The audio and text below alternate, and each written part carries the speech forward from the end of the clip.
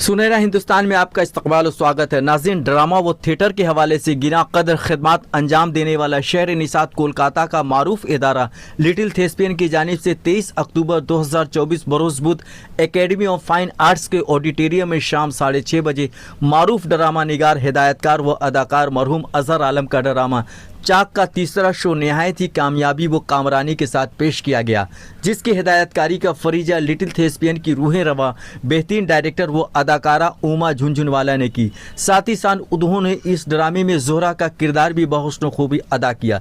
इस ड्रामे में मशहूर मौसीक़ार मुरारी राय चौधरी ने मौसीकी दी, जबकि लाइट का एहतमाम जयदेव ने किया। नाज़रीन, ड्रामा चाक उन तमाम बरादरान वतन के हालात ज़ार की तर्जुमानी करता है जो कि 1948 में बापू के बुलावे पर हिंदुस्तान लौट आए थे और बरसों बाद आज तक वो अपने वजूद की बका की जंग लड़ रहे हैं। ऐसे लोगों की पेशानी पर आज भी बांग्लादेशी या गैर मुल्की होने का इल्ज़ाम चस्पा है, जिसे धोने की तगदो में उन्होंने अपनी ज़िंदगी दाव पर लगा रखी है, फिर भी कामयाबी पाने से कासिर नजर आते हैं। अलावा जी, इस ड्रामे के तमाम किरदारों ने नहायत ही खूबसूरती के साथ अपने अपने रोल अदा किए। ड्रामे के इख्तिताम पर थिएटर में मौजूद नाजरीन की बड़ी तादाद ने खड़े होकर अपनी तालियों की गूंज में तमाम किरदारों और ड्रामे की पजीराई व सराहना की। पेश खिदमत इस ड्रामे की चंद झलकियाँ। तुम्हारे पैसों से नहीं चलता।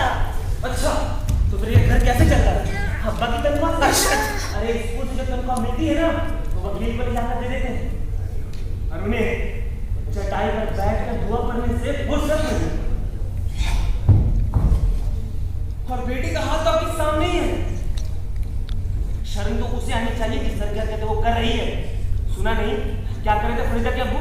उस आदमी को मैं बहुत अच्छे से जानती हूँ। लोगों के घरों में ताम झांक करने की आदत है उसकी। मगर उन्होंने वैसे आपको पार्क में देखा था ना, क्या ये भी झूठ है? तो कौन सी काया बता रही है अगर पार्क में देख लिया तो? अम्मी, वो भी एक गैर लड़के के साथ। अच्छा ठीक है, मैं आपसे पूछूंगी कि गैर लड़के के साथ पार्क में वो क्या क्या करती है? लेकिन मैं ख्वाब देखती हूँ अम्मा। अच्छा ठीक है, एक बात बता। हाँ? तू कल स्कूल से भागकर कहाँ गई थी? अम्मा, मैं स्कूल से भागकर नहीं गई थी। तो वो स्कूल में स्पोर्ट डे था, फर्स्ट हाफ में छुट्टी हो गई थी और मैं सीधे घर आने की बजाय पार्क में जा बैठी। और एक गैर लड़के के साथ बैठी हुई थी। अम्मा, मेरी कोई उससे दोस्ती भी नहीं है।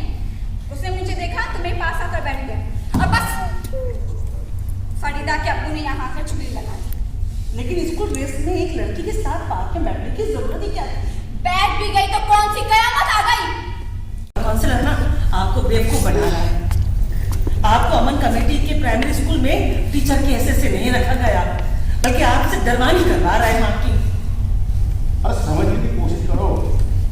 अगर उनकी बात नहीं मानती तो वे लोग सलाह हो जाएंगे। समझते क्यों नहीं? ये घर यहाँ से चला जाएगा। ये घर तो वैसे भी आपके हाथ से चला जाएगा। आपको मेरी बात क्यों नहीं समझ में आ रही?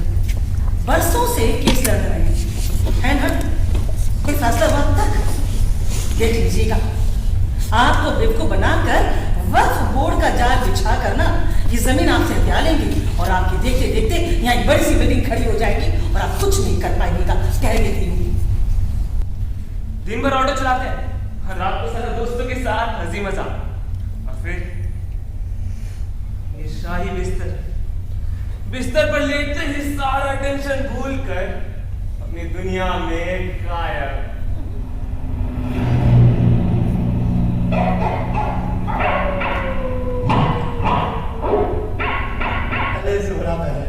गफूर भाई हाई कोर्ट में केस हार चुके हैं। अभी एक ही देर हमारे ना हमें दोबारा करना है कि अरे समझ ना समझाओ इसे। हमारी आप लोगों से कोई आपसी दुश्मनी नहीं है। मजलिस के कमिटी मेंबर हम मुनासिब पैसे दे देते, पर कब चाचा ने बात नहीं मानी। बात ना मानने का नतीजा देख लिया ना। अभी कोर्ट का अंतिम फैसला आना बाकी है। हम लोग इस केस को लेकर सुप्रीम कोर्ट तक जाएंगे। मंदिर जाओ, मैं लोगों देखता हूँ। चीज नहीं, कोर्ट का फैसला आया, उसके कल होकर गफूर भाई गायब हो गए। साले हरामी, किस तरह से बात कर रहे हो तुम? बेरहमान हरामी, भाग यहाँ से। माजिद, जी वो पता है बचपन में ना मेरे अबू यानी तेरे दादा हुजूर अक्सर मुझे इस तालाब के पास लाया करते थे। यहाँ आपको? अच्छा। हम लोग खूब खेला करते थे। अरे कभी कभी तो मैं पेड़ पर चढ़ जाता था, छुप जाता था और कहता अब मुझे पकड़िए पकड़िए मैं कहाँ होगा। अब वो कहते अरे बदमाश उधर उधर उधर अरे चोट लग जाएगी बेटा उधर मैं पता क्यों तक वो कहते अरे संभल के बेटा। फिर मैंने तोड़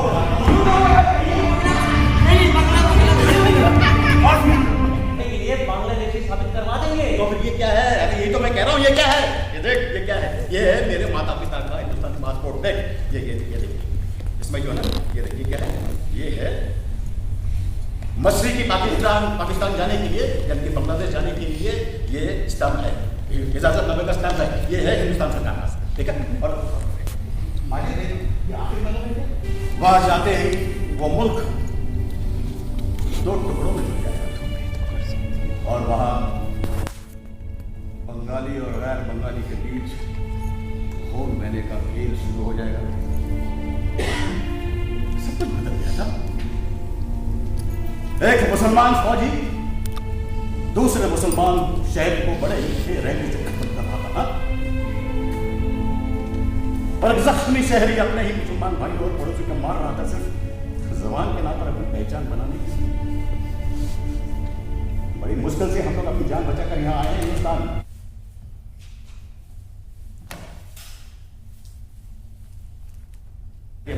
पता है ना हम लोगों के माथे पर एक निशान लगा हुआ है बांग्लादेशी का। हम लोग बांग्लादेशी नहीं है, हम लोग बांग्लादेशी नहीं है।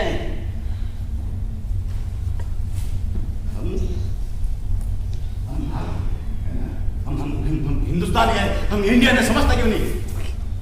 अरे हमारे पुरखे अंग्रेजों के जमाने से इसी जमीन पर रहते हैं। हमारा कपड़ों का ये जो देखा ना इधर ये सारी जो गैर कानूनी बिल्डिंग है ये सब हमारी जमीन पर है। यहाँ हमारा कपड़ों का कारोबार हुआ करता था। ऐसे कैसे कोई हमारे हिंदुस्तानी निशानी को छीन सकता है? भाई समझाओ उसे। नया शरीयत कानून लागू होने वाला है, फिर देख लीजिएगा क्या क्या होता है। अरे सीए एनआरसी किसी को जब काम शुरू होगा तो समझ में आ जाएगा हम लोग कहाँ रहते हैं। आपके जागीर में या डिटेंशन कैंप में। अच्छा हम लोग जो बरसों से वोट हमारे पास वोटर कार्ड है, हमारे पास राशन कार्ड है, हमारे पास आधार कार्ड है, ऐसे निकाल दिया जाएगा। हमरा बंगाली के नारे से सारा देश गूंज रहा था। उर्दू बोलने वालों को मार मार कर भगाया जा रहा था। किसी तरह तुम्हारे दादा जान बचा कर यहाँ कलकत्ता आ गए। यहाँ आए तो इस घर पर किसी और का कब्जा था और सिर्फ इतना ही नहीं, वो तमाम जमीनें जो उनकी मिल्कियत हुआ करती थी उन सबको वक्फ बोर्ड ने अपने कब्जे में ले लिया। किसी ने अफवाह उड़ा दी कि तुम्हारे दादा मशरिकी पाकिस्तान में जाकर बस गए हैं। बस फिर क्या था? यहाँ की मुतवल्ली को यह खदशा हो गया कि हुकूमत ये सारी जमीन अपने कब्जे में न ले ले, इसलिए उसने ये सारी चीजें मस्जिद के नाम पर वक्फ कर दी और कुछ जमीन खुद बेचकर यहाँ से चला गया।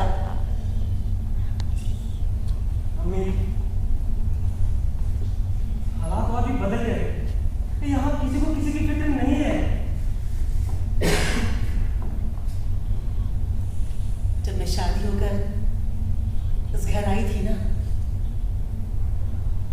तो अपने ससुर को कोर्ट के चक्कर काटते देखी। उनके गुजर जाने के बाद तुम्हारे अब्बा को देखती आ रही है। जानता है कोर्ट की सुनवाई से 2-4 दिन पहले तुम्हारे दादा हुजूर के चेहरे का रंग उड़ा रहता था, ठीक वैसे जैसे अभी तुम्हारे अब्बू के चेहरे का रंग उड़ा रहता है।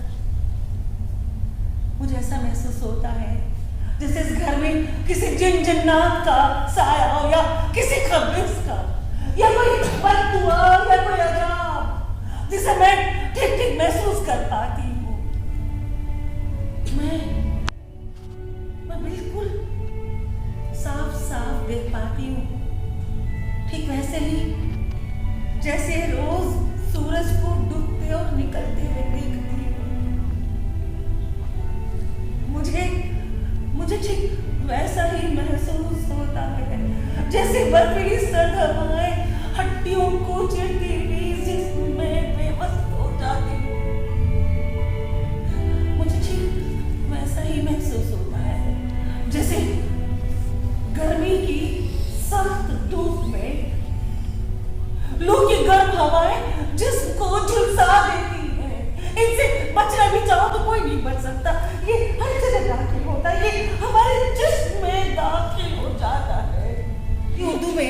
थिएटर को लिखने पढ़ने का रिवाज नहीं है।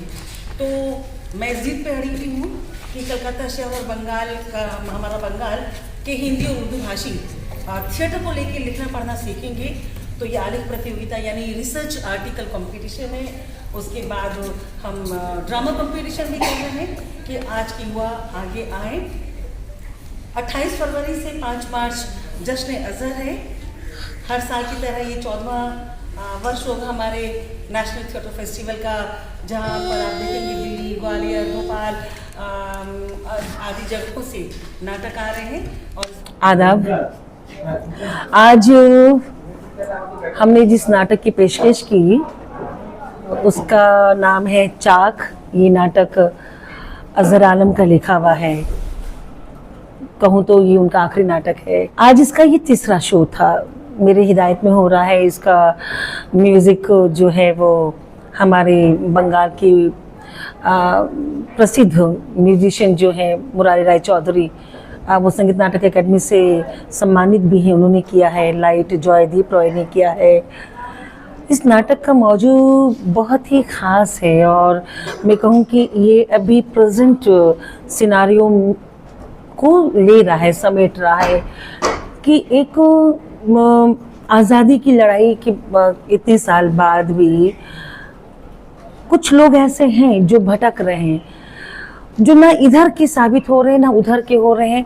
उनका वजूद खो रहा है जैसे कहीं, और अपने वजूद को लेकर वो जैसे परेशान है, क्योंकि 1948 में गांधी जी के बुलावे पर वो हिंदुस्तान आ गए वापस, अपने ही वतन लौटे।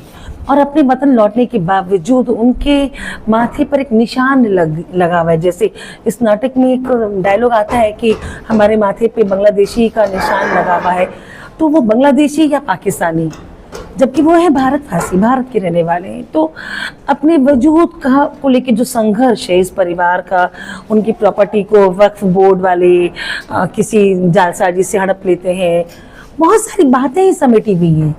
आज का यूथ जो बेरोजगार है, तो वो पढ़ा लिखा होने के बावजूद ऑटो चला रहा है, अपने घर की हिफाजत के लिए वो बहुत एग्रेसिव हो गया है। तो कोई ये कहे कि नौकरी छूट जाने के कारण वो सिर्फ मजहबी हो जा रहा है, उसे लगता है कि शायद वो हर वक्त दुआ करेगा तो वो अपने परिवार को बचा पाएगा। माँ जो है, जो घर की जो औरत है, वो सबको समेटने में लगी हुई है कि नहीं सब ठीक होगा।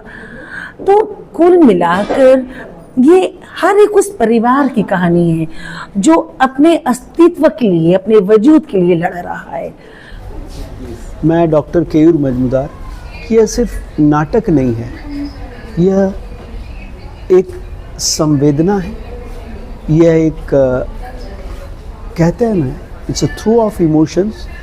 प्लस ये जो नाटक में जो दिखाया गया है वास्तविकता है कि जो तलवार होती है ये अलगार की, वो न जात देखती है न पात देखती है, वह सिर्फ ग्रैब करना चाहती है।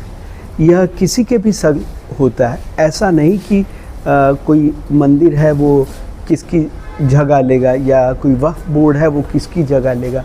दिस इज़ द रियलिटी, और ये कहते हैं ना वास्तविकता है। यह जो नाटक चाक है, अज़हर भाई ने हमेशा ही वास्तविकता से जुड़ के नाटक लिखे हैं, नाटक निभाए हैं, और यह दौर उमा दीदी अभी भी बड़ी खूबी से निभा रही है। और आने वाले सत्र में भी आप देखेंगे, चाहे वो जश्न अज़हर हो या नाटक प्रतियोगिता में हो, लिटिल थेस्पियन हवा में बात नहीं करता, वो जमी से जुड़ के जमी की बातें करते हुए आसमान की बुलंदी छूता है। और यह नाटक इसका जीता जागता उदाहरण है। सूफिया यास्मीन बोल रही हूँ। ये नाटक जो है चाक, ये तीसरी बार ये प्ले हो रहा है। बहुत ही कमाल का नाटक है और जिस तरह से हर एक किरदार ने अपनी भूमिका जो इसमें निभाई है वो कमाल की है, बहुत ही सुंदर। और हर एक को जो है ये देखना चाहिए और हर बार जो है ये प्ले होना चाहिए। काबिले तारीफ जो है वो प्ले है। आदाब, मेरा नाम मोहम्मद आसिफ अंसारी है, मैं लिटिल थेस्पियन से जुड़ा हूँ। और ये जो कैरेक्टर मैंने किया अरशद, ये बहुत ही उम्दा कैरेक्टर है जो सर ने लिखा है और माँ के डायरेक्शन पे मैंने किया, मतलब उमा झुंझुनवाला मैम। सो उन्होंने बहुत कुछ सिखाया एंड इस कैरेक्टर को कैसे डेवलप करना है, कैसे इम्प्रोवाइज़ करना है, हर एक चीज़ बारीकी से बारीकी। माँ ने, मतलब मैं एक्चुअली माँ बुलाता हूँ उनको, माँ है, तो उमा झुंझुनवाला मैम ने बताया मुझे, और जितना भी क्रेडिट जाता है सब उमा झुंझुनवाला मैम को जाता है बस। मेरा नाम दिनेश कुमार सानी और मैं आसिफ का दोस्त हूँ। और लिटरली आज जो प्ले देखा, पर्सनली मुझे लिटरली आइडिया नहीं था, हम लोग के फ्रेंड सर्कल में भी इतने टैलेंटेड लोग भर्ती है। ओवरऑल एक्ट के बारे में कहना चाहूँगा, एक्ट वॉज फैंटास्टिक एंड पूरा जो भी प्ले लिखा हुआ था मिस्टर अजहर के लिए वो एक्चुअली ड्रामेस्टिक था पूरा टोटली, और मैं बहुत इन्जॉय किया मैंने ओवरऑल, और पूरा मैं I totally loved it, no words totally.